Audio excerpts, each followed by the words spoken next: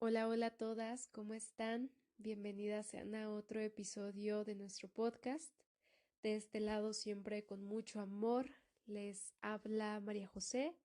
Soy mujer, soy mexicana, soy psicóloga de profesión, pero soy feminista por decisión, por rebeldía, por desobediencia, por grillera. Oigan, estudié en un CCH. ¿Ustedes qué esperaban si no es revoltosidad y rebeldía? Estar en contra del Estado y buscar quemarlo todo. Oigan, me van a escuchar un poco rara. Estoy enferma, como muchas de ustedes también, que reciben terapia, están pasando por un proceso de enfermedad. Les mando un abrazo muy cálido. Espero que nos recuperemos pronto. Pero pues tendrán que soportar mi vocecita ahí de Catlitos porque ya no me aguantaba grabar este episodio y sabía que si no lo hacía hoy, lo iba a procrastinar otras semanas más. La razón por la que me tardé tanto es porque es un tema que todavía me carga de dolor, me carga de culpa, de estigma, de miedo al rechazo. Y pues siendo muy sincera, todavía su psicóloga está en ese proceso de transición, está buscando perdonarse a sí misma, hacer una reconciliación. Y bueno, es complicado, pero también sabía que ya era tiempo de hablar y de trabajarlo con todas ustedes. También porque siento que es muy necesario un podcast que hable con esta calidez y empatía e información sobre todo este estigma, toda la ignorancia y todos los prejuicios alrededor del aborto. Como siempre, espero pues su respeto, su empatía y su cuestionamiento. Y muchísimas gracias pues, por estar en un episodio más conmigo. Creo que me van a escuchar más sensible de lo habitual, pero es precisamente porque pues todavía estoy en una transición. Hablemos entonces pues de la complejidad de este tema que está lleno de muchísimo prejuicio moralista y religioso.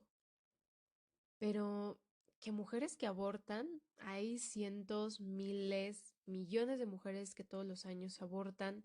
Sé que aunque siga siendo un estigma y siga cargada de silencio, muchísimas mujeres lo hacemos.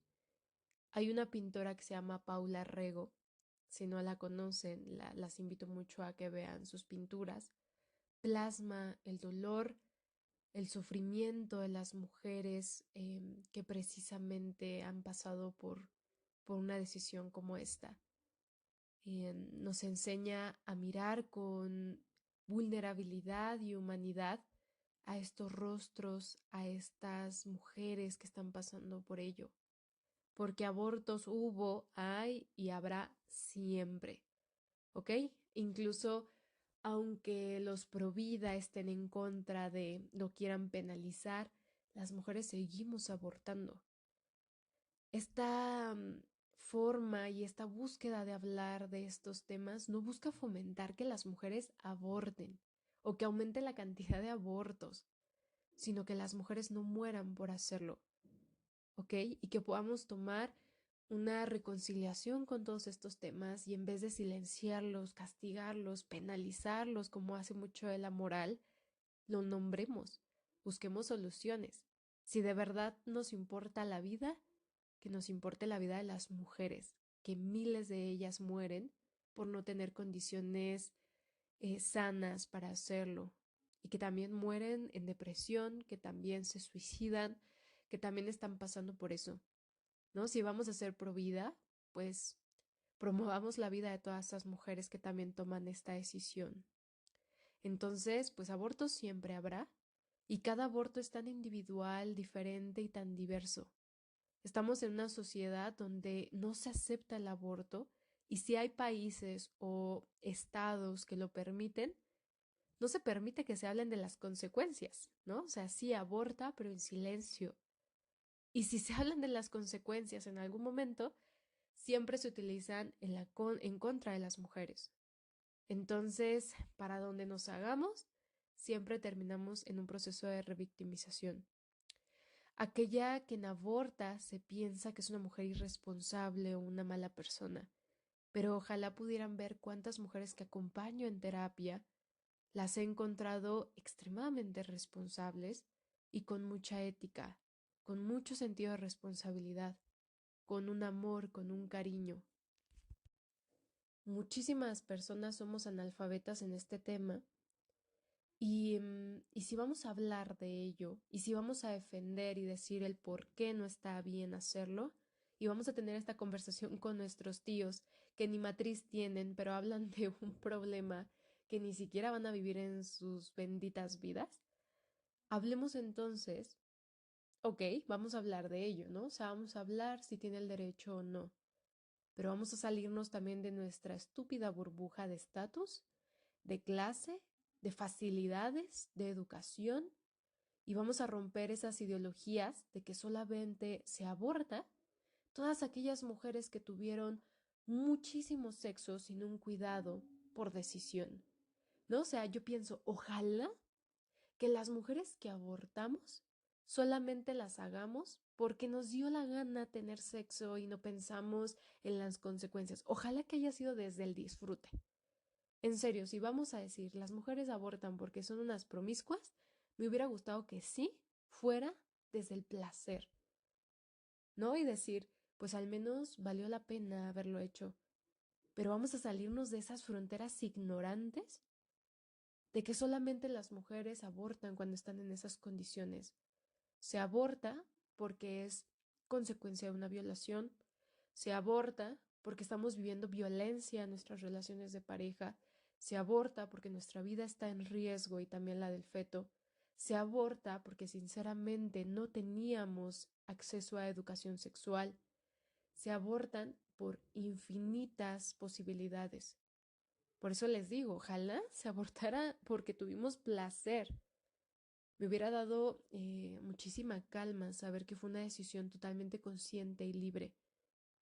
Pero si vamos a hablar de todo eso, también hablemos de la cantidad de mujeres que viven sin información sexual, de todas aquellas que viven una violación, del tabú de su propia sexualidad femenina, ¿no? De que nosotras sabemos lo que tenemos en la vagina, sabemos de la existencia de un clítoris, sabemos del consentimiento muchísimo tiempo después.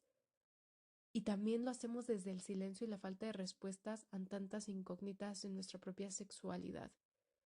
Hablemos de todo el tema en general, ¿no? No hablemos desde la hipocresía de decir, ay, ¿por qué muchas mujeres lo hacen?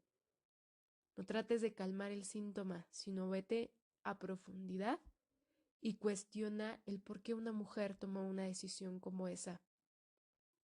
Siempre las incito a ello, ¿no? Si vamos a hablar, les decía, ¿no? Con el tío, en la comida, en la cena de Navidad, donde a mí me gusta poner a la familia más incómoda, porque me gusta ver el mundo arder. Vamos a hablar de todos estos cuestionamientos que están alrededor de una decisión. La palabra de por sí, aborto, ya incomoda, ¿no? O sea, de por sí ya es.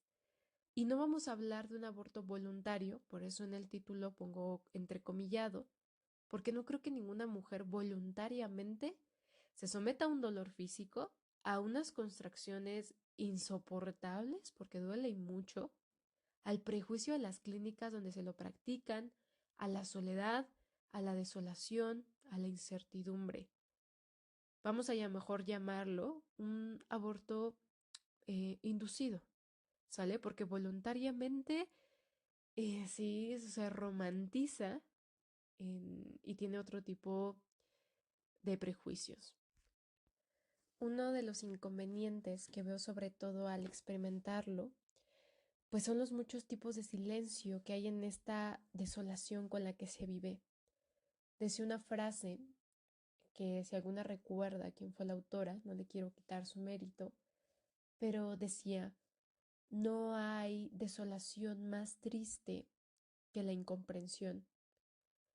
El saber que lo voy a vivir desde esta soledad impuesta, porque pensamos que o lo difícil más bien de muchas experiencias es el dolor, ¿no? El dolor físico, el dolor emocional, pero creo que lo que hace difícil de superar es el silencio, el silencio del acompañamiento, del nulo acompañamiento. Un aborto puede doler porque, uno, hay dudas, ¿no? O sea, esta ambivalencia de si lo hago, no lo hago, dónde lo hago, con quién lo hago, si duele, no duele, si cuesta, todas esas dudas que hay alrededor, toda la incertidumbre en la decisión, puede doler. Dos, porque ya hay cambios hormonales, porque el cuerpo se está preparando hormonal, físicamente, psicológicamente, para gestar. Número tres, porque se puede formar un vínculo emocional o espiritual con el feto. Número cuatro, porque hay una lucha entre estas dos éticas, la de tus propias convicciones y las de la responsabilidad, ¿no? Porque hay muchas mujeres también que abortan porque sus parejas las obligan a hacerlo. O la pareja, como fue mi caso, no quería ser padre y sabía que no tenía otra decisión porque la carga y la decisión iba a ser completamente mía, ¿no? La responsabilidad de todo ese proceso. Entonces, aunque no sé, a lo mejor quiera o no quiera ser madre, también está este sentido de responsabilidad de qué voy a hacer con esto que se me presenta. 5. Por la manera en la que a lo mejor se llevó el proceso médico, ¿no? Por el estigma, porque no tenía dinero, porque la profesional de la salud nos sometió a preguntas incómodas, porque nos hizo un prejuicio religioso, porque sí nos dijo que estábamos seguras de la decisión, porque incluso se nos intenta persuadir en las clínicas muchísimas veces de no hacerlo. Número 6. Porque toca estos temas tabús como la muerte. Somos una sociedad que incluso maquillamos a nuestros muertos, ¿no? Porque nos incomoda mirar a lo muerto, porque nos incomoda y preferimos mirar a otro lado. Que el muerto no se vea como muerto, ¿no? Que no se vea incómodo de ver. Este tema de la muerte, que ahorita que nos vamos a acercar al Día de Muertos, si lo quiero trabajar en algún podcast. Porque nos confronta al tabú de la maternidad. ¿Quiero o no quiero ser madre? ¿Debo o no debo serlo? Y de todos estos comentarios como de no sabes lo que te pierdes. Mira, de grande ya vas a ver, ¿no? O sea, mira, ahorita no lo quieres porque estás chiquita, porque eres ignorante, porque estás tonta, porque eres inmadura, pero vas a ver que en unos años más te vas a arrepentir, ¿no? O sea, toda esta duda sobre nuestra decisión, porque hay un prejuicio y un tabú hacia la libertad y hacia la libertad de nuestros cuerpos, porque aquella que aborta es un cuerpo antinatural, porque rechaza la naturalidad de ser un contenedor de vida, porque hay un tabú sobre los derechos de una mujer. Yo siempre he pensado que si los hombres fueran los que se embarazan y los que abortan, nadie se cuestionaría si tiene derecho o no, ¿no? O sea, nadie diría, ¿este hombre puede o no puede? Los derechos de los varones nunca están en negociación, porque el dolor también es precisamente un tabú. El dolor en nuestra sociedad actual nos parece algo tan ajeno a la vida. No sé, no tiene cavidad en este mundo de propaganda, en este mundo consumista, en este mundo capitalista. Lo que vende es la felicidad, ¿no? O sea, no puedes estar triste. El dolor incomoda. Está prohibido incluso que se duela. Y si se duele, te medicas. Estamos en una sociedad que le incomoda mucho. Por eso a veces las veo que van a llorar en terapia o que le comentan a su familia que algo duele y les da miedo la respuesta. Incluso cuando vemos a alguien llorar en general, ¿no? Es un proceso pues bastante incómodo, no estamos sensibilizadas a esa vulnerabilidad. 7. Porque actualmente a lo mejor ya no validas esa decisión, ¿no? Porque a lo mejor te arrepientes o a lo mejor piensas que pudo haber habido otra posibilidad que no fuera someterte a ese dolor o porque te arrepientes de haber tenido ese sexo o de haber tenido este encuentro o esta relación. Y hay muchísimo ese proceso de culpa. 8. Porque es una decisión irreversible. Es decir, podrás quedarte embarazada nuevamente, podrás tener otra pareja sexual, podrás tener otros hijos, podrás tener otra maternidad, pero esta en específico, nunca más. Jamás, no hay vuelta atrás. Y el hecho de que sea tan determinante que ya no va a volver, lo hace también en un proceso de dolor. 9. Por el aislamiento y el silencio de los que les hablaba anteriormente. Por miedo a que nos digan, bueno, ¿y por qué te quejas? Si tú lo decidiste, ¿no? Si tú decidiste abortar, ¿por qué llorarías?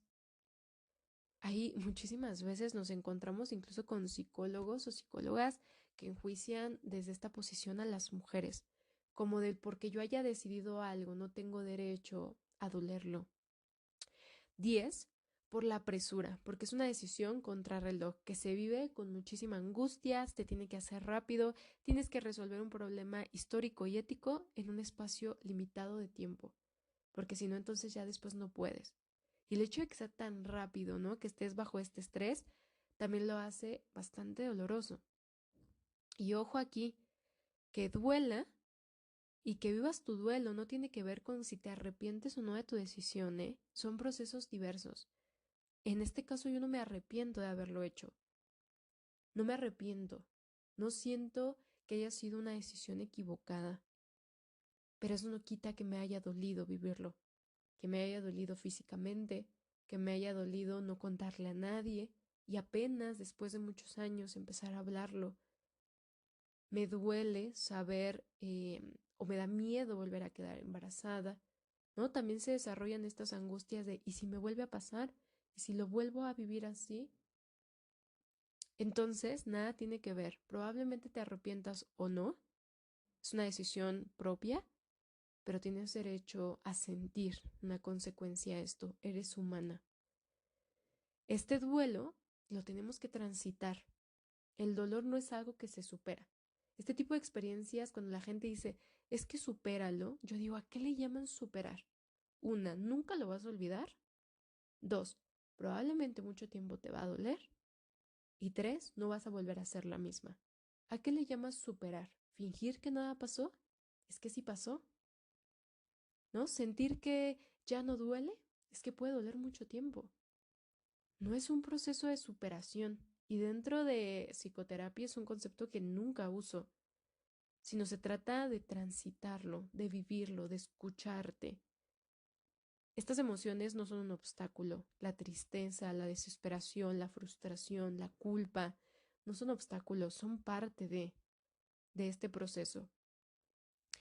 Sé que tienes miedo probablemente a ser juzgada, a no ser comprendida en tu dolor, a no tener referentes de cómo otras mujeres lo han hecho, o probablemente a lo desconocido.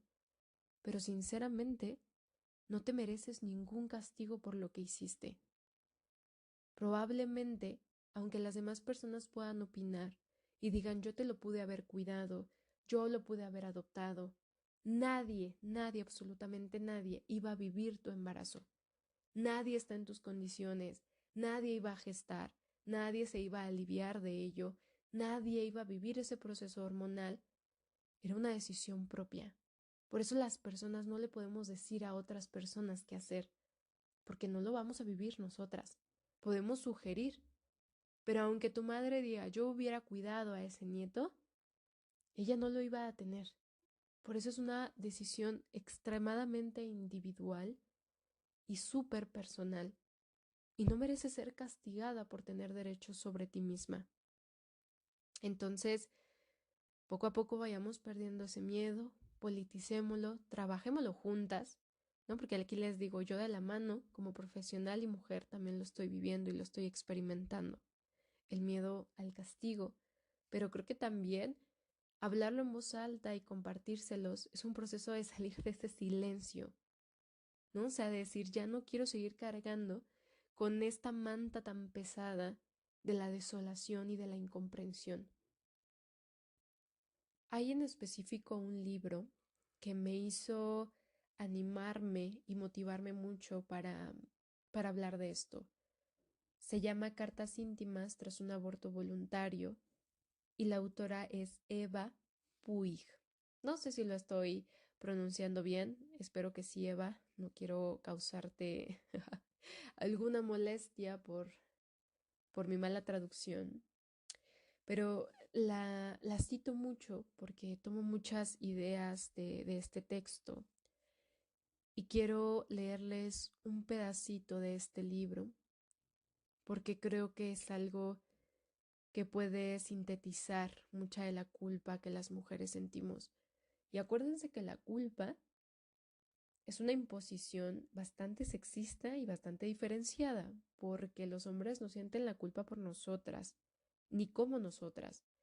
¿Ok? Estamos en un sistema que nos puede violar, asesinar, mutilar, agredir, etcétera, y no cargan un ápice de culpa. Pero nosotras sentimos culpa por muchas cosas. Y una de ellas, pues, es sobre la decisión de nosotros, de nuestros propios cuerpos. El texto dice así: culpable por haber quedado embarazada, culpable por haber interrumpido una vida, culpable por decir que no ser una madre, culpable por ser una irresponsable, culpable por ser en exceso responsable, culpable por ser egoísta, culpable por llorar, culpable si te arrepientes y si no te arrepientes también. Justamente esta última frase que comparte Eva, yo la sentí mucho tiempo, porque yo decía, es que siento culpa por no sentir culpa. No sé, durante muchos años yo decía, es que no siento nada, no siento arrepentimiento. Y me da culpa no sentir como las demás mujeres que lloran un proceso de aborto. Incluso culpas por si te arrepientes o si no lo haces. Es un panorama bastante difícil al que se tiene que enfrentar una mujer que ha abortado. Pero algo que las incito mucho si están pasando por este proceso es que hagan pequeña esa culpa que fue impuesta, porque ya sabemos sistema misógino patriarcal que toma decisiones sobre nosotras y utiliza la culpa para manipularnos, y haz chiquito también ese miedo de haberlo hecho mal o de haberte equivocado. Confía en que hiciste lo mejor con lo que tuviste. Probablemente hoy tengas otras ideas, probablemente hoy le digas sí a la maternidad, porque tampoco se te enjuicia por eso. Pero en ese momento no te evalúes con ese presentismo, no te evalúes con esta mirada del presente, sino con las condiciones que esa mujer tuvo en ese momento. Busca un acompañamiento, busca terapia, busca sentir empatía, porque precisamente por eso hice este podcast, porque si estabas pasando por esto, no quería que lo vivieras tú sola, que supieras que hay una mujer, incluso profesionista, o que lleva mucho tiempo trabajando estos temas, que siente empatía por tu dolor. Precisamente por eso lo hago, también para cada una de ustedes. No todas las soluciones se encuentran en ese aislamiento y en ese silencio. Acompáñate de mujeres, de autoras, de artistas, de hermanas, y trabajemos en reconciliarnos con nosotras mismas precisamente. Es muy importante sanar esa parte que no decimos, todas esas cosas no dichas, ese dolor transgeneracional, porque no eres la primera ni la última mujer de tu familia que aborta. Hay muchas antecesoras y probablemente primas, tías, sobrinas, hijas también lo van a hacer, y venimos cargando con todas esas culpas por ser una madre o por decidir no serlo. Somos la generación que hace una transición también desde la educación tradicional a la educación moderna. Entonces, pues también es un proceso de trabajar todas nuestras ancestras, todos nuestros valores y todo ese dolor de miles de mujeres. Date el permiso de sentir, de equivocarte, si crees que te equivocaste en tu decisión, y de tomar decisiones donde probablemente después no estés muy cómoda, pero tienes derecho de sentirlo. Date el permiso de romperte y de darte el tiempo para remendarte, para decir probablemente no lo haría, pero perdónate por ello. No le debes perfección a nadie, no le debes el nunca haberte equivocado. Eres humana. En serio, espero que este proceso las incite a llegar a terapia y empezar un acompañamiento desde el amor y desprendernos de todas esas culpas. Quiero recomendarles, bueno, si tienen HBO Hay una película que se llama El Acontecimiento, que precisamente está inspirado en el libro que se llama igual, El Acontecimiento, de Annie Ernaux. Son películas y el libro que hablan precisamente de la experiencia de un aborto de una adolescente. Es muy fuerte, véanla cuando tengan estómago, pero también creo que es muy realista. Quien tenga idealizado y romantizado y hasta pensado que el aborto es como ir a jugar canicas o ir a Six Flags, porque también desde esa ignorancia y prejuicios, ¿no? Como si fuera un lugar súper divertido al cual acudir. Es una película y un libro que te lo plasman desde otra realidad. Les recomiendo nuevamente las pinturas de Paula Rego y muchas artistas visuales que también trabajan todos estos temas. Y creo que Ana Mendieta precisamente también tiene algunas fotografías al respecto. Y bueno, el libro de cartas íntimas tras un aborto voluntario. Espero que les haya servido escucharme. Muchísimas gracias por también ser un lugar seguro para mí, abrirme a esto, estar expuesta a la crítica pública. Nunca es fácil, pero gracias a ustedes también que han sido muy respetuosas con mi proceso. Les mando un fuerte abrazo y nos vemos en el próximo episodio. Adiós.